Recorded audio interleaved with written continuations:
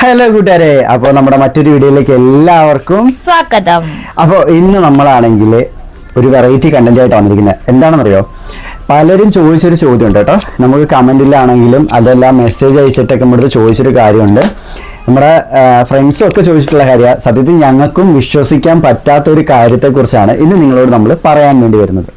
അപ്പോൾ ഇപ്പോഴും ഞങ്ങൾക്ക് സത്യം പറഞ്ഞാൽ ആയോ എന്ന് വിശ്വാസം ആകാത്തൊരു കാര്യമാണ്. മുന്നിലുണ്ടായിട്ടും അതായത് ഇപ്പം ഞങ്ങളങ്ങനെ ആയിട്ട് ഒരു കൊല്ലം കഴിഞ്ഞു. പക്ഷെ എന്നിട്ടും നമുക്ക് ഈ നിമിഷം വരെ അതങ്ങോട്ട് സത്യത്തിലായോ എന്നൊരു വിശ്വസിക്കാൻ പറ്റാത്ത, എന്നുവെച്ചാൽ റിയൽ ആണ് എന്ന് നമുക്കറിയാം, പക്ഷെ എങ്കിലും നമുക്കിതിനെ വിശ്വസിക്കാൻ പറ്റിയിട്ടില്ല കേട്ടോ. അപ്പോൾ ആ ഒരു ടോപ്പിക്കിനെ കുറിച്ചാണ് നിങ്ങളോട് പറയുന്നത്. മറ്റൊന്നുമല്ല, പലരും ചോദിച്ചൊരു കാര്യമാണ്, മാതാപിതാക്കളായതിനു ശേഷം എങ്ങനെയുണ്ട് നമ്മുടെ ലൈഫ്, എങ്ങനെയുണ്ട് നമ്മുടെ മുന്നോട്ടുള്ള ജീവിതം, എന്തൊക്കെയാണ് നിങ്ങളിപ്പോൾ അതിൽ നിന്നും അനുഭവിക്കുന്ന, സന്തോഷമാണോ അതോ എക്സൈറ്റ്മെൻ്റ് ആണോ, എങ്ങനെയാണ് എന്നൊക്കെ നമ്മളടുത്ത് ഒരുപാട് പേര് ചോദിച്ചിട്ടുണ്ടായിരുന്നു. അപ്പം അതേക്കുറിച്ച് പറയാൻ വേണ്ടി വന്നതാണ്. അപ്പോൾ സത്യത്തിൽ ഈ നിമിഷം വരെ എനിക്ക് സത്യം പറഞ്ഞാൽ വിശ്വസിക്കാൻ കഴിഞ്ഞിട്ടില്ല ഞാനൊരു അച്ഛനായി എന്നുള്ളത്. വേറൊന്നും ഉണ്ടല്ലോ കേട്ടോ. എന്നുവെച്ചാൽ നമുക്കിപ്പം പ്രഗ്നന്റ് ആയ സമയത്ത് കുറേ പ്രശ്നങ്ങൾ വന്നിട്ടുണ്ടായിരുന്നത്. അതിനു മുൻപേ തന്നെ എല്ലാവരും പറഞ്ഞിട്ടുണ്ടായിരുന്നു മേ ബി ആകാൻ സാധ്യതയില്ല എന്ന് പറഞ്ഞിട്ടുണ്ടായിരുന്നു. അതുപോലെ തന്നെ ഇപ്പം പെട്ടെന്നൊരു കല്യാണം കഴിക്കുന്ന, ഞാൻ കല്യാണം ഒന്നും വേണ്ടെന്ന് പറയുന്ന ആളാണ്. അപ്പോൾ പെട്ടെന്നൊരു കല്യാണം കഴിക്കുന്ന, ഒരു കുഞ്ഞാവുന്ന ഒന്നും സത്യം പറഞ്ഞാൽ ഇതൊന്നും ആ സമയത്ത് ഇല്ലായിരുന്നു. പിന്നെ മോനെ കൈ കിട്ടിയപ്പോൾ സത്യം പറഞ്ഞാൽ ഭയങ്കര സന്തോഷം കാര്യങ്ങളായിരുന്നു. പക്ഷെ ഇപ്പോഴും എനിക്ക് വിശ്വസിക്കാൻ പറ്റുന്നില്ല മോനായി. ഞാൻ ഓരോ നിമിഷവും ബെഡിൽ ഞങ്ങൾ കിടക്കുന്ന സമയത്ത് ഞാൻ ഇങ്ങനെ നോക്കിക്കൊണ്ടിരിക്കും കുറേ നേരം കുഞ്ഞ്. അപ്പോൾ ഇവളെന്നോട് ചോദിക്കും എന്താ വെച്ചാൽ എന്താ പറ്റി വെച്ചാൽ എന്താ എല്ലാവർക്കും ഉള്ളൊരു എക്സൈറ്റ്മെന്റ് ആയിരിക്കാം മേ ബി. പ്രിൻസി ആണെങ്കിൽ ചക്കയും കഴിച്ച് അവളുടെ ടെന്റിനകത്ത് നിന്ന് കളിച്ചോണ്ടിരിക്കുക. അപ്പോൾ പ്രിൻസ് വന്ന് ചക്ക കഴിക്കാൻ വേണ്ടിയിട്ട്, അപ്പോൾ പ്രിൻസും ചക്ക എടുത്തോണ്ട് കൊടുത്തതാ. അപ്പോൾ എന്താ പറയാ, അത് തന്നെ. അപ്പോൾ എനിക്ക് സത്യം പറഞ്ഞാൽ ഇതുവരെ വിശ്വസിക്കാൻ കഴിഞ്ഞിട്ടില്ല ഞാനൊരു അച്ഛനായി എന്നുള്ളത്. ഡോറയ്ക്കോ? ഞാനൊരു അമ്മയായി എന്നുള്ള കാര്യം ഈ പറഞ്ഞ പോലെ കല്യാണത്തിന് കായടയ്ക്ക് തന്നെ, കല്യാണത്തിന് ഇങ്ങനെ അച്ഛൻ പറഞ്ഞോളൂ തന്നെ ഇങ്ങനെ കല്യാണം നടക്കുന്നൊന്നും വിചാരിച്ചൊന്നുമില്ലായിരുന്നേ. അപ്പൊ അതിനുശേഷം കല്യാണമൊക്കെ കഴിഞ്ഞ ഇടയ്ക്ക് ഞാൻ ഞങ്ങളുടെ രജിസ്റ്റർമാരൊക്കെ ഉണ്ട്, ഞങ്ങൾ അവിടെ ആയിരുന്നല്ലോ, ഞാൻ അവിടെ ആയിരുന്നല്ലോ. ആ സമയത്തൊക്കെ ഞാൻ വിളിക്കാൻ പറയായിരുന്നല്ലേ, ഒരു കുഞ്ഞുണ്ടാകാൻ ആഗ്രഹം കൊണ്ട് ഉണ്ടാകുന്ന തരത്തിൽ എന്നെ എന്ന് തോന്നുന്നു പറഞ്ഞിട്ട് ഞാനിങ്ങനെ ഭയങ്കര മൂഡ് ഓഫ് ആയിരുന്നു. പക്ഷെ നമ്മൾ ഓൾറെഡി ഞങ്ങളുടെ മൈൻഡിൽ തന്നെ ഉണ്ടായിരുന്നു എങ്ങനെ ആയിരിക്കും ഭാവിയിലുള്ള കാര്യങ്ങളൊക്കെ. അപ്പം എന്തൊക്കെ വരും എന്നുവെച്ചാൽ ഞങ്ങൾ അതിനെ ഡിസ്കസ് ചെയ്യുമ്പോൾ ഞങ്ങൾക്ക് അതിനെക്കുറിച്ചൊരു ധാരണയുണ്ട്. അപ്പോൾ ഞങ്ങൾക്ക് അതുപോലെ തന്നെ ഒരു ചെറിയ പേടി ഉണ്ടായിരുന്നു. എനിക്ക് ഒരുപാട് പേടിയുണ്ടായിരുന്നു. ആകത്തില്ല എന്നെ കൊണ്ട് പറ്റത്തില്ല, പ്രിൻസ് പറ്റത്തില്ല, വയറാവും, പിന്നെ വെയിറ്റ് ആകും, നടക്കാൻ പറ്റത്തില്ല. പിന്നെ ഓരോ സ്ത്രീകളെ നമ്മൾ കണ്ടിട്ടില്ല, ചില സ്ത്രീകളൊക്കെ കാണുമ്പോൾ ഭയങ്കര വയറും ഭയങ്കര. ഞാൻ പ്രഗ്നന്റ് ആയിട്ട് ഹോസ്പിറ്റലിൽ പോയപ്പോഴൊക്കെ ഞാൻ പലരെയും കണ്ടു വിളിച്ചോയാ എനിക്ക് അങ്ങനെ പറയായിരുന്നു കേട്ടോ. പക്ഷെ ഇത് നമുക്കിതെങ്ങനെ പറയേണ്ടതെന്ന് അറിയത്തില്ല. നമുക്ക് ആദ്യം അതിനുശേഷം നമ്മൾ ഒരു വർഷം ഗ്യാപ്പ് ഉണ്ടായിരുന്നില്ലേ, അല്ലല്ലോ, ഡിസംബറിൽ വന്നല്ലേ? ഡിസംബർ 7 വന്നു. ഡിസംബർ അതല്ല, ഡിസംബർ, ജനുവരി, ഫെബ്രുവരി, മാർച്ച്, ഏപ്രിൽ, മെയില് പ്രഗ്നന്റ് ആയിരുന്നില്ലേ? ഓഗസ്റ്റില് ആദ്യത്തെ പറയാം, അതൊരു ഇതുണ്ടെങ്കിൽ നമ്മള് അത് ഡോക്ടറെ അടുത്ത് കാണിച്ചപ്പോൾ നമ്മൾ നേരത്തെ വീഡിയോയിലൊക്കെ പറഞ്ഞിട്ടുണ്ട്. നമുക്ക് സ്വാഭാവികമായിട്ടൊരു ഡൗട്ട് വന്നു. കാരണം ഇവർക്ക് നല്ല ക്ഷീണവും കാര്യങ്ങളും, തലറക്കവും, ഭയങ്കരമായിട്ട് വോമിറ്റിംഗ് ടെൻഡൻസി, അങ്ങനെ കുറെ പ്രശ്നങ്ങളൊന്നും. അപ്പൊ നമുക്ക് ഡൗട്ട് വന്നപ്പോൾ സ്വാഭാവികമായിട്ടും നമുക്കൊരു ഡൗട്ട് വരുമ്പോൾ അന്ന് ആ സമയത്ത് ഇവർക്ക് ഭയങ്കര ക്ഷീണം. അപ്പം നമ്മുടെ വീട്ടിനടുത്തുള്ള, നമ്മളിപ്പോ പോകുന്ന ഹോസ്പിറ്റലല്ല കേട്ടോ, നമ്മുടെ വീട്ടിനടുത്തുള്ള വേറൊരു ഹോസ്പിറ്റലിൽ നമ്മളുകൊണ്ട് കാണിച്ചിട്ട് ഞങ്ങളിങ്ങനെ പറഞ്ഞു ഞങ്ങൾക്ക് ഇങ്ങനെ ഡൗട്ട് ഉണ്ടാണോ എന്ന്, നമുക്കൊരു ഡൗട്ട് ഉണ്ടെന്ന് പറഞ്ഞപ്പോൾ പുള്ളിക്കാരൻ പറഞ്ഞു അതൊന്നും ആവത്തില്ല, അതിനൊന്നും സാധ്യതയില്ല, അങ്ങനൊന്നും അല്ല എന്ന് പറഞ്ഞു. മെയ് 10 വരാൻ പറഞ്ഞു. മെയ് 10 വരാൻ പറഞ്ഞ് നമ്മളെ വിട്ടു. അപ്പം 4 ആണെന്ന് തോന്നുന്നു നമ്മളെ ഡോക്ടറെ പോയി കാണുന്നത്. 6 ഞങ്ങൾക്കാണെങ്കിൽ ഞങ്ങളൊരു ട്രിപ്പ് പോകാൻ വേണ്ടി ഇരുന്നേ. അപ്പം 6 അയാൾ പറഞ്ഞു അതൊന്നും അല്ല എന്ന് കൺഫേം ആയിട്ടും പറഞ്ഞതുകൊണ്ട് ചെക്കൊന്നും ചെയ്തില്ല. അപ്പൊ പുള്ളിക്കാരൻ അത് നമുക്കറിയില്ല കേട്ടോ, അത് നമുക്കറിയത്തില്ല, അങ്ങനെ നമുക്ക് പറയാൻ പറ്റത്തില്ല. കാരണം ഗബ്രൂട്ടനെ പ്രഗ്നന്റ് ആയിരുന്നതിന്റെ പീരീഡിന്റെ പീരീഡ് കഴിഞ്ഞതിന്റെ പിറ്റേ ദിവസം തൊട്ടടുത്ത ദിവസമാണ് നമ്മൾ യൂറിൻ ടെസ്റ്റ് ചെയ്തപ്പോഴും പോസിറ്റീവാണ്, ബ്ലഡ് ടെസ്റ്റ് ചെയ്തപ്പോഴും പോസിറ്റീവ് ആയത്. അപ്പൊ അത് നമുക്ക് ഒരിക്കലും പറയാൻ പറ്റില്ല. ആ സമയത്ത് അറിയായിരുന്നു, നമുക്ക് അറിയില്ലായിരുന്നു. നമുക്ക് ഡൗട്ട് വന്നപ്പോൾ നമ്മൾ ഡോക്ടറോട് പറഞ്ഞപ്പോൾ ഡോക്ടർ ആണെങ്കിൽ അല്ലാന്ന് പറഞ്ഞതിന്റെ പേരിൽ നമ്മളൊരു ട്രിപ്പ് പോയി. അപ്പോ ട്രിപ്പ് എല്ലാം പോയിട്ട് വാഗമണ്ണിൽ ഞങ്ങൾ ട്രിപ്പ് പോയി. അന്നേരം കല്യാണം കഴിഞ്ഞ് കുറച്ച് മാസങ്ങളായിട്ടുള്ളൂ. അപ്പോ ഡിസംബറിൽ വന്നതിന് ശേഷം ഡിസംബറിൽ ഇവിടെ വന്നെങ്കിലും ഞങ്ങള് സ്വന്തമായിട്ട് വീടെടുത്ത് വാടകയ്ക്ക് ഞങ്ങൾ താമസിച്ച് തുടങ്ങിയത് ജനുവരിയിലാണ്. ഞങ്ങൾ ഒന്നിച്ച് താമസിച്ച് തുടങ്ങിയത് ജനുവരിയിലാണ്. ഡിസംബറിൽ വന്നെങ്കിൽ ഞങ്ങൾ അങ്ങനെ ഒന്നിച്ച് താമസിച്ചിട്ടില്ലായിരുന്നു. മുൻപത്തെ ഒരു വീഡിയോ പറഞ്ഞിട്ടുണ്ട്. എൻ്റെ ഒരു കൂട്ടുകാരൻ്റെ, അതായത് നമ്മുടെ വീട്ടിലുള്ള നാസിയുടെ വാപ്പ ഹോസ്പിറ്റലായിരുന്നു. അപ്പം ഞാൻ എന്ത് ചെയ്തെന്ന് വെച്ചാൽ ഡോറേനെ കൊണ്ടുപോയി നാസിയുടെ വീട്ടിൽ നിർത്തിയിട്ട് അവിടുന്ന് നേരെ ഹോസ്പിറ്റലിൽ പോയി. അങ്ങനെ കുറേ ദിവസം ഞങ്ങൾ ഹോസ്പിറ്റലൊക്കെ ആയിരുന്നു. അതൊക്കെ കഴിഞ്ഞിട്ടാണ് പിന്നെ ഞങ്ങൾ ഒന്നിച്ച് ജീവിക്കാനൊക്കെ തുടങ്ങിയത്. അപ്പോൾ ഈ ഡോക്ടർ ഇങ്ങനെ പറഞ്ഞപ്പോൾ നമ്മൾ ട്രിപ്പ് പോയിട്ട് വന്നതിന്റെ പിറ്റേ ദിവസം രാവിലെ രാത്രി ഞങ്ങൾ വന്നപ്പോഴേ പുള്ളിക്കാരിക്ക് പെയിൻ, നടുവേദനയും വയറുവേദനയും അന്ന് രാത്രി നമ്മൾ വിചാരിച്ചത് പീരീഡ് ആകും എന്നുള്ളതാണ്. രാവിലെ ആയപ്പോഴത്തേക്ക് ഭയങ്കരമായിട്ട് ഭയങ്കര വയറുവേദന. അങ്ങനെ പിന്നെ വേറൊരു സംഭവമുണ്ട്. അന്നേരം നമ്മൾ എന്ത് ചെയ്യുന്ന വെച്ചാൽ ആ സമയത്ത് പോയി ഞങ്ങളൊരു കാർഡ് മേടിച്ച് ടെസ്റ്റ് ചെയ്തു. അതായത് ടെസ്റ്റ് ചെയ്ത സമയത്ത് പോസിറ്റീവ് കാണിച്ചു. കാർഡില് പോസിറ്റീവ് കാണിച്ച് കുറച്ച് കഴിഞ്ഞപ്പോഴത്തേക്ക് പുള്ളിക്കാരിക്ക് കറുത്ത കളറില് ബ്ലീഡിങ് ആയി. കറുത്ത കളറിലുള്ള ബ്ലീഡിങ് വന്നു. ആ സ്പോട്ട് ഞങ്ങൾ എടുത്തോണ്ട് പോയി. അന്നേരം പോയി. എനിക്ക് തോന്നുന്നു സ്വാഭാവികമായിട്ട് ചിലപ്പോൾ അതിന് മുമ്പേ പോയിരുന്നെങ്കിൽ നമുക്ക് ആ കുഞ്ഞിനെ കിട്ടിയേനെ. അറിയില്ല എന്തായാലും. അപ്പോൾ നമുക്ക് അറിയില്ലല്ലോ ഇതാണെന്നുള്ളത്. അങ്ങനെ നമ്മൾ ഹോസ്പിറ്റലിൽ പോയി കഴിഞ്ഞപ്പോഴത്തെ ഡോക്ടർ പറഞ്ഞു പോയതാണെന്നാണ് തോന്നുന്നത്. ചെറിയൊരു സിസ്റ്റ്, ഒരു സിസ്റ്റ് പോലെ, മുഴയെന്ന് പറയാൻ പറ്റില്ല, അതിന്റെ ചിലപ്പോൾ ഒരു വേസ്റ്റ് ആയിരിക്കാം, അത് കിടപ്പുണ്ട്. അതും കൂടെ പോയി കഴിഞ്ഞാൽ ക്ലിയർ ആവും എന്ന് പറഞ്ഞു. അപ്പം സത്യം പറഞ്ഞാൽ ആ സമയത്തൊക്കെ നമ്മൾ ഭയങ്കര ടെൻഷൻ അടിച്ച് സങ്കടപ്പെട്ടു. എന്നുവെച്ചാൽ നമ്മളൊന്ന് ശ്രദ്ധിച്ചിരുന്നെങ്കിൽ ഒരുപക്ഷെ ആയനെ എന്ന് വിചാരിച്ചു. അപ്പം നമുക്കൊരു കോൺഫിഡൻസ് വന്നു. അതിനു മുമ്പേ നമ്മൾ ഡോക്ടറുടെ അടുത്ത് പോയൊക്കെ അന്വേഷിച്ചായിരുന്നു. അന്വേഷിക്കും കുഴപ്പമൊന്നുമില്ല, അങ്ങനെയൊന്നും ആവുന്നതിന് പ്രശ്നമില്ല എന്നായിരുന്നു നമ്മുടെ ഒരു ഡോക്ടർ പറഞ്ഞു. ശാസ്താംകോട്ടയിൽ നമ്മൾ ഗവൺമെന്റ് ഹോസ്പിറ്റലിലാണ് പോയത്. അപ്പോൾ പിന്നെ അന്നേരം നമുക്ക് കോൺഫിഡൻസ് ആയിട്ടില്ല. ആകും എന്നൊരു കോൺഫിഡൻസ് അന്നേരം ഇല്ല. അത് കഴിഞ്ഞ ശേഷം ആയതിനു ശേഷം ആയിട്ട് പോയ സങ്കടം ഉണ്ടില്ലെന്നല്ല, പക്ഷെ അന്നേരം മനസ്സിൽ ഭയങ്കര, ഞാനപ്പോ ഭയങ്കര കോൺഫിഡൻസ്, എനിക്ക് കുഴപ്പമില്ല, എനിക്ക് ധൈര്യമായി. ഭയങ്കരമായിട്ട് ആ സമയത്താണ് നമുക്കൊരു എന്താ നമുക്കൊരു കുഞ്ഞിനെ കിട്ടുമെന്നുള്ളൊരു നമുക്കൊരു ഇത് കിട്ടുന്നത് എന്നുവെച്ചാല് ആകാൻ സാധ്യത ഉണ്ട് എന്നുള്ളത്. പിന്നെ നമ്മൾ 2-3 ഡോക്ടർ നമ്മൾ അബോർഷൻ ആയപ്പോൾ ഒരു പ്രൈവറ്റ് ഹോസ്പിറ്റലാണ് കൊണ്ടുപോയത്. അപ്പം അവിടുത്തെ ഡോക്ടർ പറഞ്ഞു പ്രഗ്നന്റ് ആവുന്നതിന് കുഴപ്പമൊന്നുമില്ല, ഒരു സ്ത്രീക്ക് വേണ്ടിയിട്ടുള്ള എല്ലാം ഉണ്ട്, ഗർഭപാത്രമാണെങ്കിൽ എല്ലാം സ്ട്രോങ് ആണ്, എല്ലാം ഉള്ളു പരിശോധന എല്ലാം നടത്തി. അന്ന് ഹാർട്ടൊക്കെ ടെസ്റ്റ് ചെയ്തായിരുന്നു. അപ്പൊ എല്ലാം നോർമലാണ്, പ്രഗ്നന്റ് ആവാൻ കഴിയും, പ്രഗ്നന്റ് ആയാലും പ്രത്യേകിച്ച് വലിയ പ്രശ്നമൊന്നും വരത്തില്ല എന്ന് ആ ഡോക്ടർ നമ്മുടെ പറഞ്ഞിട്ടുണ്ടായിരുന്നു. അന്നേരം എനിക്കൊരു വൈറ്റമിൻ ഗുളികയല്ലല്ലോ, അയൺ ഗുളിക പറഞ്ഞു തന്നോളൂ. വേറെ കാര്യങ്ങളും റെസ്റ്റ് അങ്ങനെ ഒന്നും പറഞ്ഞൊന്നുമില്ല. പിന്നെ കുറച്ചു ദിവസം റെസ്റ്റ് എടുത്തു കേട്ടോ. പിന്നെ ഫുള്ളന്ന്, പക്ഷെ നമുക്ക് അങ്ങനെ അങ്ങനത്തെ സംബന്ധമില്ലാത്തതുകൊണ്ട് ബെഡ് റെസ്റ്റ് എടുത്തിട്ട് ഉച്ചാനും അമ്മയും കൂടെ എന്നെല്ലാം ചെയ്തെല്ലാം തന്ന. പിന്നീട് സ്വാഭാവികമായിട്ട് അതൊക്കെ മാറി. അപ്പൊ പിന്നെ നമ്മള് എന്താ പറയുന്നത്, ഗബ്രൂട്ടൻ നമുക്ക് ആയതിനു ശേഷം സത്യത്തിൽ ഗബ്രൂട്ടന് വേണ്ടി എന്തൊക്കെ മേടിക്കാം എന്നുവെച്ചാല് മൊത്തം ഞങ്ങൾ രണ്ടും കൂടി ഇരുന്നിട്ട് സോഷ്യൽ മീഡിയ ഫുള്ള് പരിശോധിക്കാണ്. എന്തൊക്കെ ഒരു കൊച്ചിന് മേടിക്കേണ്ട സാധനങ്ങൾ എന്തൊക്കെയാണ് ലിസ്റ്റ് അല്ല. ഇയാളാണെങ്കിൽ പ്രഗ്നന്റ് ഡെലിവറിക്കാണെങ്കിൽ പോണതിന് മുമ്പ് ഇവിടുന്നുകൊണ്ട് ബുക്കിന്റെ ലിസ്റ്റ് എടുത്തിട്ട് ഇത് മേടിക്കണം ബുക്കിനകത്ത് എഴുതുക. ഇവിടെ വെച്ച് എഴുതുന്നത് പോരാഞ്ഞിട്ട് 7ാം മാസത്തെ ഇവിടുന്ന് കൂട്ടിക്കൊണ്ടുപോയിട്ട് അവിടെ ചെന്നിട്ട് ഇതുപോലെ തന്നെ ഇരുന്ന് കണക്കെഴുതി വെക്കണം ഇന്ന സാധനങ്ങൾ. അപ്പൊ ഞാൻ റെഡി, ഇതൊന്നും സത്യത്തിൽ ആരും മേടിക്കത്തില്ല. പിന്നെ പൈസ ഉള്ളത് ഇതൊക്കെ മേടിച്ചു വെക്കും, ഇല്ലെന്നല്ല. പക്ഷെ അങ്ങനെ എല്ലാ സാധനവും ഇങ്ങനെ മേടിച്ചു വെക്കേണ്ട ആവശ്യമില്ല. നമുക്ക് ആവശ്യമുള്ള സാധനങ്ങൾ മാത്രം മേടിച്ചാൽ മതി. എനിക്ക് പക്ഷെ ആ സമയത്തൊന്നും മേടിക്കണം തോന്നിയില്ല കേട്ടോ. പക്ഷെ മോൻ ജനിച്ചതിന് ശേഷം എനിക്ക് എന്തെങ്കിലുമൊക്കെ ഇങ്ങനെ വെച്ചാല് കൊച്ചുങ്ങളുടെ സാധനങ്ങൾ കാണുമ്പോൾ എന്തെങ്കിലുമൊക്കെ മേടിക്കാൻ തോന്നും. അങ്ങനെ ഞാൻ പല സാധനങ്ങളും മേടിച്ചിട്ടുണ്ട്. ഞാൻ മേടിച്ചു വെച്ചിട്ടുണ്ട്. എന്താ പറയുന്നത്, നമ്മള് മോനാണെങ്കിൽ ചില സാധനമൊക്കെ മേടിച്ചിട്ട് 1 വട്ടം 2 വട്ടമൊക്കെ ഉപയോഗിക്കാൻ പറ്റുള്ളൂ. എന്നിട്ട് അതെടുത്ത് മടക്കി വീട്ടിൽ അലമാരിക്കകത്ത് വെച്ചേക്കാം. കുഞ്ഞിനെ റാപ്പ് ചെയ്യുന്ന ഒരു റാപ്പറുണ്ട്.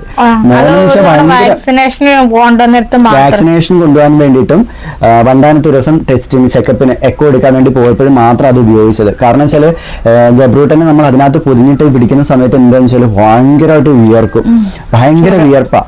മോന് എന്തെങ്കിലും ഭയങ്കര ചൂടാണല്ലോ ദേഹത്ത്, അപ്പൊ ഭയങ്കര വിയർപ്പ് കാരണം ഇങ്ങനെ ഒഴുകും. അപ്പം ഞങ്ങൾക്കൊരു പേടി വന്നു, ഇനി അതിന് ചുറ്റിയിട്ട് അങ്ങനെ വേണ്ടല്ലോ എന്ന് വിചാരിച്ചിട്ട് പിന്നെ അതെടുത്ത് മാറ്റി വെച്ചു. പിന്നെ മോനൊരു ഇത് വാങ്ങിച്ചു, ഒരു റാപ്പർ ബാഗ് മേടിച്ചു.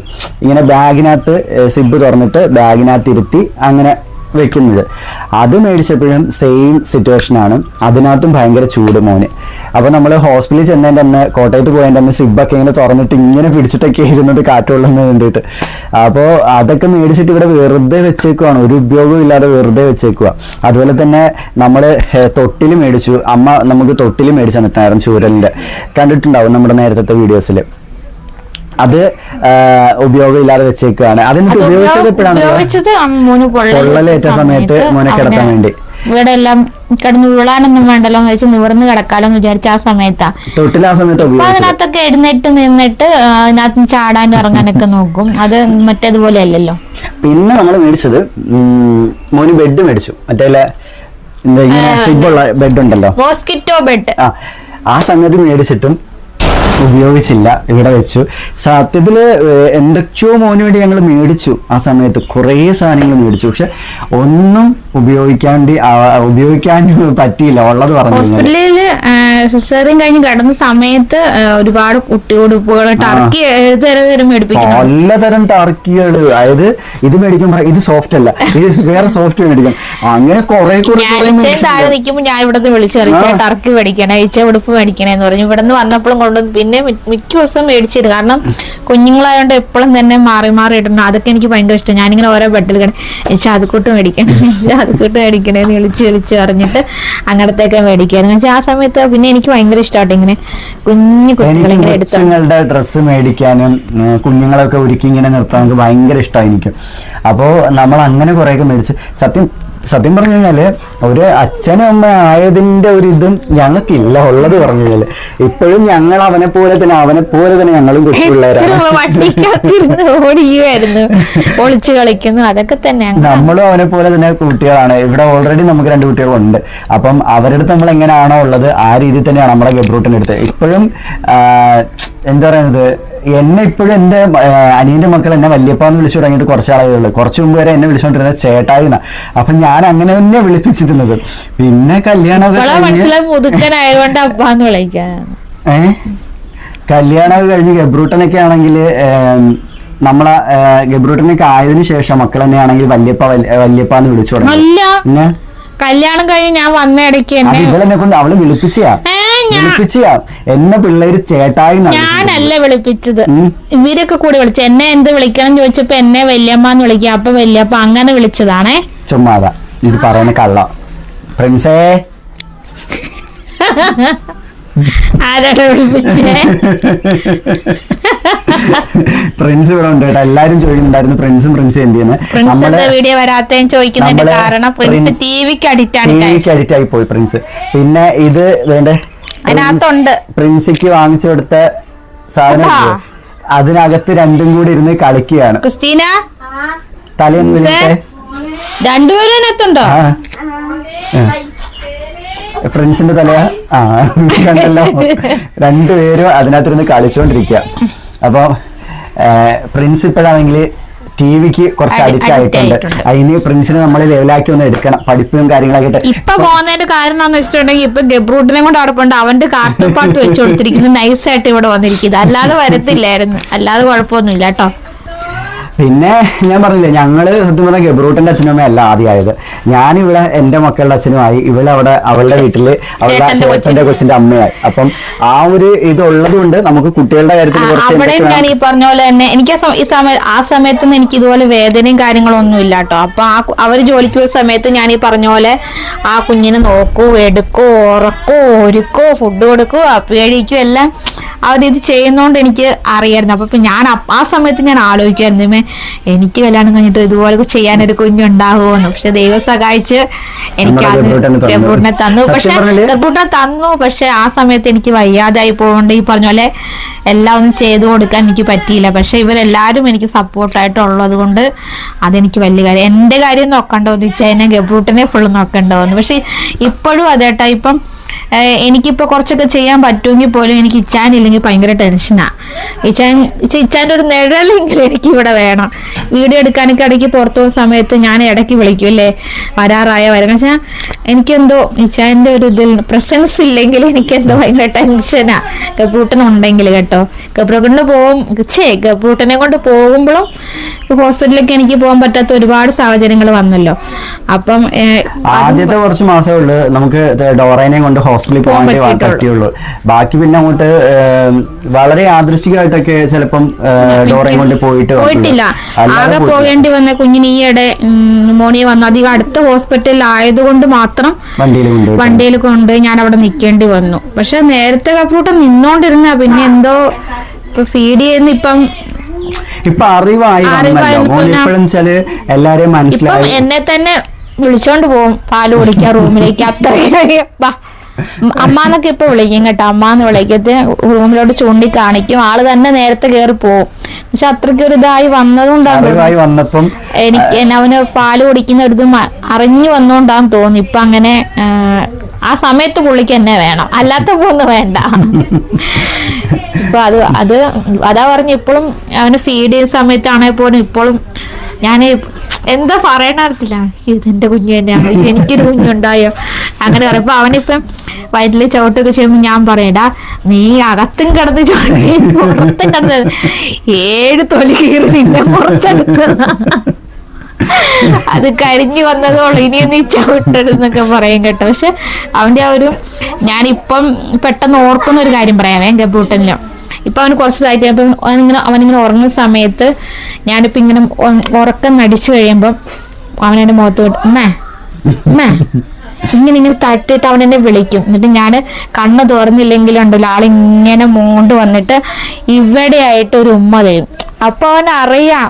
അന്നേരത്തിന് ഞാൻ കണ്ണ് തുറക്കുമ്പോൾ അവൻ്റെ ഒരു സന്തോഷമുണ്ട്, അത് എനിക്ക് എങ്ങനെ പറഞ്ഞറിയിക്കണത്തില്ല. അത് ഞാൻ അതുപോലെ അവൻ്റെ ഓരോരോ കാര്യങ്ങൾ ഇങ്ങനെ കാണും. ഇപ്പം നടക്കുന്നതായാലും ഇരിക്കുന്നതായാലും കമന്ന് വീണപ്പോൾ അങ്ങനെ ഓരോ കാര്യങ്ങളും ഭയങ്കര എക്സൈറ്റ്മെന്റ്. ഞങ്ങളുടെയൊക്കെ കുട്ടിക്കാലത്ത് ഫോണില്ലായിരുന്നു. ഇപ്പൊ ഫോണുള്ള കാലഘട്ടം ആയതുകൊണ്ടുണ്ടല്ലോ അവൻ്റെ ഓരോരോ ഘട്ടങ്ങൾ ഞങ്ങളിങ്ങനെ ഫോണിൽ പകർത്തി വെച്ചത്. കാരണം ഇപ്പൊ അവനുണ്ടായ ന്യൂബോൺ ആയിട്ടുള്ള ഫോട്ടോസ് വരെ ഇടയ്ക്കിടയ്ക്ക് എടുത്ത് നോക്കും. അയ്യോ അന്നത്തെ ഗബ്രൂട്ടാണ്. ഇപ്പൊ ഒരുപാട് മാറ്റമുണ്ട്, ഷേപ്പ് മാറി, കളറ് മാറി, എല്ലാം കൊണ്ട് ഒത്തിരി മാറ്റമുണ്ട്. ദാണ്ട വന്നിരിക്കുന്നു. അപ്പം അതൊക്കെ ഒരിക്കലും മറക്കാൻ പറ്റില്ല. ആ 2 വെള്ളം ബോട്ടിൽ ഇവിടെ ആയിപ്പോയി. കൊണ്ടുകൊടുക്കാവോ? അപ്പം അതൊക്കെ എന്നെ സംബന്ധിച്ച് എനിക്ക് വലിയൊരു കാരണം. എന്റെ ഫ്രണ്ട്സ് ഇതുപോലെ ഹൈറ്റ് കുറഞ്ഞ ആൾക്കാരൊക്കെ ഉണ്ട്. അവരുടെയൊക്കെ കല്യാണം കഴിഞ്ഞിട്ട് ഒരുപാടായി. അപ്പൊ അവർക്കൊക്കെ ഇപ്പോൾ വിളിക്കുമ്പോൾ കുഞ്ഞുങ്ങളില്ല എന്നൊക്കെ പറഞ്ഞ് എൻ്റെ അടുത്ത് സങ്കടം പറയാൻ എൻ്റെ അടുത്ത് പറയാം, നിനക്ക് എത്ര വേദനയും ബുദ്ധിമുട്ടൊക്കെ ഉണ്ടെങ്കിലും നിനക്ക് ഇപ്പോൾ നമ്മുടെ കമന്റ്സ് വരെ വന്നിട്ടുണ്ട്, ഇത്രയും വേദനയും ബുദ്ധിമുട്ടൊക്കെ ഉണ്ടെങ്കിലും ദൈവം നിനക്ക് ഒരു കുഞ്ഞിനെ തന്നില്ല. അപ്പൊ അതില്ലാത്ത ഒരുപാട് ആൾക്കാരുണ്ട്. പക്ഷെ ഇപ്പോഴും ഞാൻ ഓർക്കും, എനിക്ക് ഇത്രയും ബുദ്ധിമുട്ടുണ്ടെങ്കിലും ഈ പറഞ്ഞ പോലെ എനിക്കൊരു അമ്മയാകാൻ കഴിഞ്ഞു, എനിക്കൊരു കുഞ്ഞിനെ തന്നതിൽ എനിക്ക് ഒരുപാട് സന്തോഷം. ഇപ്പോഴും അതെനിക്ക് പറഞ്ഞറിയിക്കാൻ പറ്റത്തില്ല. എനിക്കും അങ്ങനെ തന്നെയാണ്. സെയിം കുത്തിയിട്ടില്ല മോളെ, എനിക്കും സെയിം അങ്ങനെ തന്നെയാണ്. എന്നുവെച്ചാല് അവന്റെ ഒരു വളർച്ചയുടെ ഓരോ ഘട്ടവും നമുക്ക് സത്യം പറഞ്ഞാല് അത്രയും എക്സൈറ്റ്മെന്റോടാണ് നമ്മൾ കണ്ടുകൊണ്ടിരിക്കുന്നത്. ബാത്റൂമിൽ വെള്ളം പോകുന്നു. അപ്പോൾ നമുക്ക് അത് ഓരോ മൂമെന്റ്, ഓരോ വളർച്ചയുടെ ഓരോ ഘട്ടവും ഞങ്ങൾ സത്യം പറഞ്ഞാൽ അത്ഭുതത്തോടെയാണ് ഞങ്ങൾ നോക്കിക്കൊണ്ടിരിക്കുന്നത്, കാണുന്നത്. അപ്പോൾ എനിക്ക് സത്യം പറഞ്ഞാൽ ഇപ്പോഴും വിശ്വസിക്കാൻ പറ്റിയിട്ടില്ല. ഞാൻ ഓരോ ദിവസം രാത്രി കിടന്ന് ഉറങ്ങുമ്പോഴും രാവിലെ എഴുന്നേൽക്കുന്ന സമയത്തൊക്കെ മോനിപ്പോൾ ഉറങ്ങുകയാണെങ്കിൽ കുറച്ച് നേരം മോനെ ഇങ്ങനെ നോക്കാം. അപ്പോൾ ഡോറ വയ്ക്കും, എന്താ വെച്ചാൽ ഇങ്ങനെ നോക്കുന്നത് എന്നുവെച്ചാൽ നമുക്കിപ്പോഴും അത് അങ്ങോട്ട് വിശ്വസിക്കാനും പറ്റില്ല. അതുപോലെ തന്നെ നമ്മുടെ മോനാണല്ലോ ആ ഒരു ചിന്ത ഇങ്ങനെ മനസ്സിൽ വരുന്നത് പ്രത്യേക ഒരു എന്താ പറയാ ഒരു പ്രത്യേക ഉള്ളിന്നൊരു സാധനം ഇങ്ങനെ പൊന്തി വരും. അതാണ്. പിന്നെന്ന് വെച്ചാൽ ഇവൻ രാവിലെ ഉറക്കം എഴുന്നേറ്റ് കഴിഞ്ഞാല് അത്രയും നേരം ഇവിടെ വേണം, ഉറങ്ങുന്ന സമയം വരെ എഴുന്നേറ്റ് കഴിയുന്നോടും വരെ. ഉറങ്ങി എഴുന്നേറ്റ് കഴിഞ്ഞാൽ പിന്നെ എന്നെ മതി. അപ്പൊ ഞാൻ അവിടെ ഇങ്ങനെ കിടക്കുമായിരിക്കും. ഞാൻ കാലിന്റെ ഇവളുടെ കാലിന്റെ സൈഡിലാണ് ഞാൻ കിടക്കുന്നത്, കുഞ്ഞ് പോകാതിരിക്കാൻ വേണ്ടിയിട്ട്. ഇവന് ഈ ഉറക്കത്തിൽ ഇങ്ങനെ ഉരുണ്ടങ്ങ് പോകും ചില സമയത്ത്. അപ്പോൾ എന്ത് ചെയ്യുന്ന വെച്ചാൽ രാവിലെ ഉറക്കം എഴുന്നേറ്റ് വന്നിട്ട് ഞാൻ ഇങ്ങനെ ഒന്നുകിൽ കൈ ഇങ്ങനെ വെച്ചിട്ടായിരിക്കും കിടക്കുന്നത്, അല്ലെങ്കിൽ നോർമലി ഇങ്ങനെ വെച്ചിട്ടായിരിക്കും കിടക്കുന്നത്. അപ്പോൾ എന്ത് ചെയ്യുന്ന വെച്ചാൽ ഇവിടെ വന്നൊരു കിടക്കുന്നുണ്ട്, കുറച്ച് പേര് ഇങ്ങനെ തലയിൽ വെച്ച് കിടക്കും. എന്നിട്ട് ഇങ്ങനെ ചില സമയത്ത് അപ്പാന്ന് വിളിക്കും, ചിലപ്പോ എന്തെങ്കിലും അവന്റേതായ ഒരു ഭാഷയിൽ അവൻ വിളിക്കും. എന്നിട്ട് ഇങ്ങനെ ഒന്ന് കുറെ നേരം കിടക്കും. കിടന്നതിന് ശേഷം ഇങ്ങനെ പൊക്കി തലപൊക്കി നോക്കും, ഞാൻ നോക്കുന്നുണ്ടോ ശ്രദ്ധിക്കുന്നുണ്ടെന്ന്. കുറച്ചു നേരം അങ്ങനെ കിടന്നിട്ട് പിന്നെ എഴുന്നേറ്റങ്ങ് ഇരുന്നിട്ട് പറയും എടുക്കണം. അപ്പൊ നമുക്ക് അതൊക്കെ എന്ന് പറഞ്ഞു കഴിഞ്ഞാല് ഒരു പ്രത്യേക സന്തോഷവും ഒരു പ്രത്യേക എന്താ പറയാ, എനിക്കറിയില്ല. പണ്ട് പ്രിൻസും ഇതുപോലായിരുന്നു. പ്രിൻസിന് എന്നെ മതിയായിരുന്നു. അപ്പൊ ഞാനും പ്രിൻസും കൂടെ ഒന്നിച്ചാ ഉറങ്ങുന്നേക്കാം. മോന് 9 മാസമുള്ളപ്പോ മോന് ഗബ്രൂട്ടിനെ പോലും നല്ലായിരുന്നു കേട്ടോ. പ്രിൻസ് ഭയങ്കര സൈലന്റ് ആയിരുന്നു, നിർബന്ധവും ഒന്നും തന്നെ ഇല്ല. ഭയങ്കര സൈലന്റ് എന്ന് വെച്ചാൽ ഭയങ്കര സൈലന്റ്, ഒരു നിർബന്ധം ഒരു വഴക്കം ഒന്നുമില്ല. അതുപോലെ തന്നെ ഞാനായിട്ട് പ്രിൻസ് പണ്ട് ഭയങ്കര കമ്പനി ആയിരുന്നു. അപ്പൊ ഞാൻ എവിടെ പോയാലും അന്ന് നമുക്ക് വണ്ടിയൊന്നുമില്ല, ബസ്സിലൊക്കെയാണ് പോകുന്നത്. അപ്പൊ എവിടെ പോയാലും പ്രിൻസിന് ഒരു കയ്യിലും ഒരു ബാഗ് തോളത്ത് ഇട്ടേക്കും. കാരണം ഇവൻ കയ്യിലിരിക്കുന്ന സമയത്ത് മൊബൈല് പേഴ്സ് ഒന്നും പിടിക്കാൻ പറ്റില്ല. അപ്പൊ ഇതെല്ലാം ബാഗിലിട്ടിട്ട് പ്രിൻസിനെ എന്റെ കയ്യിൽ ഇങ്ങനെ പിടിക്കും. നമ്മൾ അങ്ങനെയായിരുന്നു വെച്ചാൽ പ്രിൻസൊക്കെ ആയിട്ട് ആ സമയത്ത് ഭയങ്കര. അതുപോലെ തന്നെ രാത്രി ഞങ്ങൾ ഒന്നിച്ചാൽ ഉറങ്ങുന്നത്. പ്രിൻസിന് കൊച്ചിലെ തൊട്ടേ പാമ്പിനെയൊക്കെ കാണാൻ ഭയങ്കര ഇഷ്ടം. അപ്പൊ ടി വിക്കകത്ത് ആനിമൽ പ്ലാന്റും അതുപോലെ തന്നെ ഡിസ്കവറി ഒക്കെ രാത്രി ആകുമ്പോൾ ഒരു 9 മണിയൊക്കെ ആകുമ്പോഴത്തേക്ക് അതിൽ പാമ്പിന്റെ ഒരു ഇത് കാണിക്കില്ല. അപ്പൊ നമ്മളത് വെച്ച് കൊടുക്കാം. പ്രിൻസ് അത് കണ്ടുകൊണ്ട് കിടന്നായിരിക്കും എൻ്റെ അടുത്ത് കിടന്ന് ഉറങ്ങുന്നത്. ഞങ്ങളെന്നാൽ ഹാളിൽ ഇറങ്ങുന്നത്. അപ്പൊ ഹാളിലാണ് TV ഇരിക്കുന്നത്. അപ്പൊ പ്രിൻസ് അങ്ങനെ കിടന്ന് കണ്ട് അപ്പൊ വീട്ടിലെല്ലാവരും വഴക്കൊരു രാത്രി കൊച്ചിനെ പേടിപ്പിക്കാൻ പാമ്പിന്റെ വെച്ചു. പക്ഷെ അവൻ അങ്ങനെ പേടിയൊന്നുമില്ലായിരുന്നു, അവൻ പണ്ടേ അങ്ങനെയായിരുന്നു. അപ്പം പ്രിൻസിനെ അങ്ങനെ വളർത്തി. ആ പ്രിൻസ് ഉണ്ടായിരുന്ന സമയത്ത് എനിക്ക് ഭയങ്കര ഇതേപോലെ എക്സൈറ്റ്മെന്റ് ആയിരുന്നു. നമ്മുടെ വീട്ടിലേക്ക് പറയാൻ വന്നേ ഇവിടുത്തെ ആദ്യത്തെ ആൺതരി, ആദ്യത്തെ കുഞ്ഞ്, ആദ്യത്തെ ആൺതരി എന്നല്ല, ആദ്യമായിട്ട് ജനിച്ചൊരു കുഞ്ഞാണ് നമ്മുടെ കുടുംബത്തിൽ ആദ്യമായിട്ട്. അപ്പൊ അതുകൊണ്ട് തന്നെ ആ ഒരു എക്സൈറ്റ്മെന്റ് നമുക്കുണ്ടായിരുന്നു പ്രിൻസിന്. അപ്പം പ്രിൻസിനെ ഡെലിവറി കഴിഞ്ഞിട്ട് ഹോസ്പിറ്റലിൽ നിന്ന് കൊണ്ടുവരുന്ന സമയത്ത് ഞങ്ങള് അന്ന് നമ്മുടെ പഴയ വീടിന്റെ ഭിത്തിയിലൊക്കെ ഇങ്ങനെ അന്ന് തോരണമൊക്കെ ഉള്ളത്, കളർ തോരണം ഉണ്ടല്ലോ, അതൊക്കെ ഇങ്ങനെ ഒട്ടിച്ചിട്ട് ഒരു പ്ലാവ് മുറിച്ചതിന്റെ കൊമ്പ് ഇവിടെ കിടപ്പുണ്ടായിരുന്നു. അപ്പൊ അതെടുത്ത് നലുക്ക് മുറ്റത്ത് ഞങ്ങൾ കുത്തി വെച്ചിട്ടില്ല, പന്തൽ പോലെ ഇങ്ങനെ അങ്ങനെയൊക്കെ ആയിരുന്നു. എന്നിട്ട് അങ്ങനെയായിരുന്നു ഞങ്ങൾ പ്രിൻസിനെയും സിനിയൊക്കെ വെൽക്കം ചെയ്തത് ആ സമയത്ത്, കൊല്ലങ്ങൾക്ക് മുമ്പ് കേട്ടോ.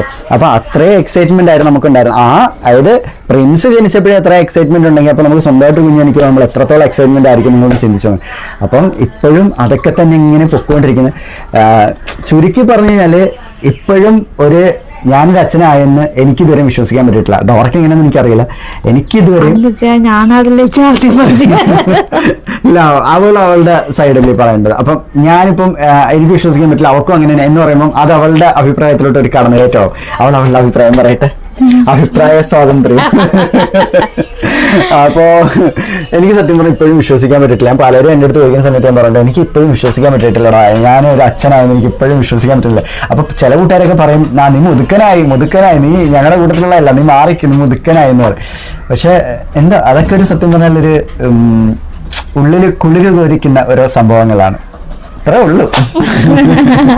അപ്പൊ ഇപ്പോഴും ഹോസ്പിറ്റലിൽ പോയതും അതുപോലെ ചെക്കപ്പ് ചെയ്തതും സ്റ്റാർട്ടിങ് തൊട്ടുള്ള അതായത് ഇവള് ചെക്ക് ചെയ്യണ്ടെന്ന് പറഞ്ഞിട്ടും എന്നാലും കുഴപ്പമില്ല, നമുക്കൊന്ന് ചെക്ക് ചെയ്യാം എന്ന് ഞാൻ പറഞ്ഞായിരുന്നു. ഇപ്പോഴേ നോക്കണ്ട, ഒരാഴ്ചയും കൂടെ കഴിഞ്ഞിട്ട് നോക്കാന്ന് വിളിച്ചാലും പറയില്ല, അപ്പോൾ നോക്കി വെച്ചേക്കാടി കുഴപ്പമില്ല നിർബന്ധിച്ചു പോയി. അന്നേരം ആ ദിവസം തൊട്ടുള്ള 14-ാം തീയതി ആഗസ്റ്റ് മാസം 14-ാം തീയതി 24 അന്നാണ് 24 രാവിലെ ചെയ്തു.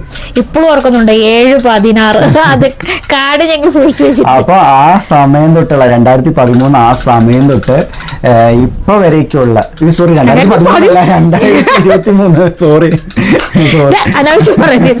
അപ്പൊ ആ സമയം തൊട്ട് ഇപ്പൊ വരേക്കുള്ളത് അങ്ങനെ ഓരോ നിമിഷം ഇങ്ങനെ മനസ്സിൽ കൂടെ പൊക്കോണ്ടിരിക്കുകയാണ്. ഓരോ നിമിഷം പ്രഗ്നന്റ് ആയിരുന്ന സമയത്ത് ഞങ്ങള് ഓച്ചിറ വീട്ടിൽ വാടകയ്ക്ക് താമസിച്ചത്.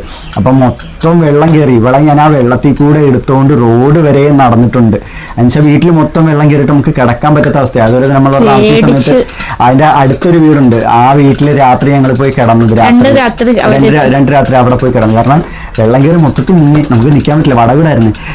അപ്പോൾ എന്താ പറയുക, അതിൽ വെള്ളം കയറി ഞങ്ങൾക്ക് ഉണ്ടായ ഒരു മോശമായ അനുഭവം എന്ന് വെച്ചാൽ വെള്ളം കയറി എന്ന് ഓണറെ വിളിച്ച് പറഞ്ഞപ്പം നമ്മളവിടെ കള്ളരായി. പിന്നെ ലാസ്റ്റ് അവർ എന്നിട്ട് പറഞ്ഞ് നമ്മൾ കള്ളം പറഞ്ഞു, നിങ്ങൾ പൊക്കോളാൻ പറഞ്ഞു. അങ്ങനെയൊക്കെ ഒരു സീൻ ഉണ്ടായി. അപ്പം എന്താ പറയുക, നമ്മൾ ആ സമയത്തൊക്കെ കഷ്ടപ്പെട്ടതാണെങ്കിലും ആ സമയത്ത് നമുക്ക് സന്തോഷം തന്ന കാര്യങ്ങളാണെങ്കിലും ഒക്കെ നമ്മൾ ആ സമയം തൊട്ട് ഡെലിവറി പ്രഗ്നന്റ് ആയതിൻ്റെ അന്ന് തൊട്ട് ഇപ്പോൾ വരേക്കുള്ളത് നമ്മുടെ മനസ്സിൽ കൂടെ ഇങ്ങനെ ഓരോ നിമിഷം പോകും. അത് ഒരു നിമിഷം പോലും ഞങ്ങൾക്ക് ഇതുവരെ മറക്കാൻ പറ്റില്ല കേട്ടോ. ആ ഈ ഉറക്കത്തിൽ നിന്ന് വിളിച്ച് എഴുന്നേപ്പിച്ച് അന്ന് തൊട്ട് ഇന്ന് വരെയുള്ള കാര്യങ്ങളൊന്നും പറയാൻ പറഞ്ഞാല് അത് മൊത്തം ഡീറ്റെയിൽ ആയിട്ട് ഞങ്ങൾ പറയും. കാരണം അത് ഇങ്ങനെ ഇപ്പോഴും മനസ്സിൽ നിൽപ്പുണ്ട്. അതൊന്നും ഇതുവരെ എല്ലാവർക്കും അങ്ങനെയൊക്കെ തന്നെയായിരിക്കും കേട്ടോ. ഇതിപ്പം എല്ലാവർക്കും ഇങ്ങനെ തന്നെ. പക്ഷെ ഞങ്ങൾക്കൊരു എക്സൈറ്റ്മെന്റ്. അതെ. ഇപ്പൊ വയറ്റിൽ കിടന്ന സമയത്ത് ഇവരൊക്കെ വന്ന് ചെവി അല്ലെ തൊട്ട് നോക്കുമ്പോ ഇങ്ങനെ അനങ്ങുന്ന തിരമാല പോലെ ഞാന് ഇങ്ങനെ കൈവച്ചപ്പോ എന്റെ കയ്യില് ഈ കൈയായിരുന്നു തോന്നുന്നു, ഈ കൈ ഇങ്ങനെ കിടക്കുമല്ലായിരുന്നു, ഈ കൈയായിരുന്നില്ലേ. അപ്പൊ ഇങ്ങനെ തട്ടിയപ്പോ എനിക്കത് ഭയങ്കരമായിട്ട് ഫീലായി. എന്നിട്ട് 2-3 ദിവസത്തേക്ക് അവിടെ ഇങ്ങനെ തട്ടിയ ഫീൽ എനിക്ക് മനസ്സിൽ ഇങ്ങനെ ഉണ്ട്. പിന്നെ ഞാൻ കൈ വെച്ചിട്ട് എനിക്ക് ഫീൽ ചെയ്തിട്ടില്ല കേട്ടോ. ഒറ്റ തവണ എനിക്ക് ഫീൽ ചെയ്തു. അപ്പൊ ഞാൻ നാസി വിളിക്കുന്ന സമയത്ത് ഞാനിങ്ങനെ അനങ്ങാൻ ഞാൻ നമ്മള് പല വീഡിയോക്കകത്തും കണ്ടിട്ടില്ലേ, അമ്മമാര് പറയും കൈവെക്കുന്ന. അപ്പൊ അച്ഛൻ കൊണ്ട് വെക്കുമ്പോഴത്തേക്കും ഇനി ഞാൻ അനങ്ങൂല എന്ന് പറയും. അതുകൊണ്ട് സംഭവം ഉണ്ടാക്കിയിട്ട് അപ്പൊ ഞാൻ ഒറ്റ തവണ എന്റെ കയ്യില് ആ വയറ്റിലുണ്ടായിരുന്ന സമയത്ത് ഒറ്റ തവണ മാത്രമേ എനിക്ക് ഇവിടെ ഫീൽ കിട്ടിയുള്ളൂ. പിന്നെ ഒരു വട്ടം എനിക്ക് ഇങ്ങനെ കിടന്ന സമയത്ത് ഇവിടെ ഇങ്ങനെ വയറ്റിൽ ഇങ്ങനെ വന്ന് ഇല്ല തൊടയിലായിരുന്നു, വയറ്റിൽ ഇങ്ങനെ വന്ന് തട്ടിയതുപോലെ എനിക്ക് ഫീൽ ചെയ്തു. അവളുടെ വയറ്റിൽ ഞാൻ ഇങ്ങനെ കാലം കണ്ട് വെച്ച് മടക്കി വെച്ചപ്പോഴാണ് കണ്ടത്. അപ്പോൾ ഞാൻ എൻ്റെ കൂട്ടുകാരനെയൊക്കെ വിളിച്ചപ്പോൾ ഞാൻ പറയടാ ഇപ്പോഴെൻ്റെ കയ്യിൽ ഇങ്ങനെ തട്ടിയതുപോലുണ്ട്. അത് ഭയങ്കര എക്സൈറ്റ്മെന്റ് ആയിരുന്നു ആ സമയത്ത്. അപ്പോൾ ഇങ്ങനെ അവൻ്റെ അടുത്ത് ഭയങ്കര എക്സൈറ്റ്മെന്റിലൊക്കെ വിളിച്ചു പറഞ്ഞിട്ടുണ്ട്. അതൊക്കെ ഇപ്പോഴും അങ്ങനെ ഓർമ്മയിൽ നിൽപ്പുണ്ട് ആ ഓരോ നിമിഷങ്ങൾ. അപ്പൊ ഇതൊക്കെയാണ് നമ്മുടെ അച്ഛനമ്മയായതിന്റെ മോശം എന്ന് പറയാനായിട്ട് പ്രത്യേകിച്ച് അങ്ങനെയൊന്നുമില്ല. പിന്നെ മാതാപിതാക്കൾക്ക് ഉണ്ടാകുന്ന ടെൻഷനും വിഷമവും നമ്മുടെ ലൈഫിലൊക്കെ ഉണ്ടായിട്ടുണ്ട്. അത് വെച്ചിട്ട് നമുക്കൊരിക്കലും നമ്മുടെ മോന്റെ ആ ഓരോ നിമിഷങ്ങളും കളയാൻ പറ്റില്ലല്ലോ, അങ്ങനെ സ്പോയിൽ ചെയ്യാൻ പറ്റില്ല. അതുകൊണ്ട് അതെല്ലാം അങ്ങനെ മനസ്സിൽ നിൽപ്പുണ്ട്. പ്രശ്നങ്ങളുണ്ട്, സങ്കടങ്ങളുണ്ട്, വിഷമങ്ങളുണ്ട്, എല്ലാം നമ്മൾ തരണം ചെയ്തേ പറ്റുള്ളൂ. അപ്പൊ അങ്ങനെ പോകുന്നു കാര്യങ്ങളൊക്കെ. ഇതാണ് ഒരു അച്ഛനും അമ്മയും ആയതിനു ശേഷമുള്ള ഞങ്ങളുടെ ലൈഫ് എന്ന് പറയുന്നത്. അപ്പം അത്രേ ഉള്ളൂ കൂട്ടുകാരെ. ചോദിച്ച് ഇങ്ങനെ പറയണം എന്ന് തോന്നി, അപ്പം അങ്ങനെ വന്നതാണ്. അപ്പോൾ ഇതുപോലെ നല്ല നല്ല വീഡിയോസ് ആയിട്ട് ഇനിയും വരുന്നതായിരിക്കും. അപ്പം നിങ്ങൾ വീഡിയോസ് ഇഷ്ടപ്പെട്ട് കഴിഞ്ഞാൽ ലൈക്ക് ചെയ്ത് ഷെയർ ചെയ്ത് സപ്പോർട്ട് ചെയ്യണം. നിങ്ങളുടെ സപ്പോർട്ട് കൂടെ ഉണ്ടാവണം. വീഡിയോ കാണുന്നവരെല്ലാം സബ്സ്ക്രൈബ് ചെയ്യണം കേട്ടോ. അതുപോലെ തന്നെ വീഡിയോ മാക്സിമം നിങ്ങൾ നിങ്ങളുടെ ഫാമിലിക്കും ഫ്രണ്ട്സിനും ഒക്കെ ഷെയർ ചെയ്ത് കൊടുക്കണം. സപ്പോർട്ടായിരിക്കണം നമുക്കിപ്പം. അപ്പോൾ മറ്റൊരു വീഡിയോ ആയിട്ട് വരുന്നതായിരിക്കും കൂട്ടുകാരെ. ബൈ.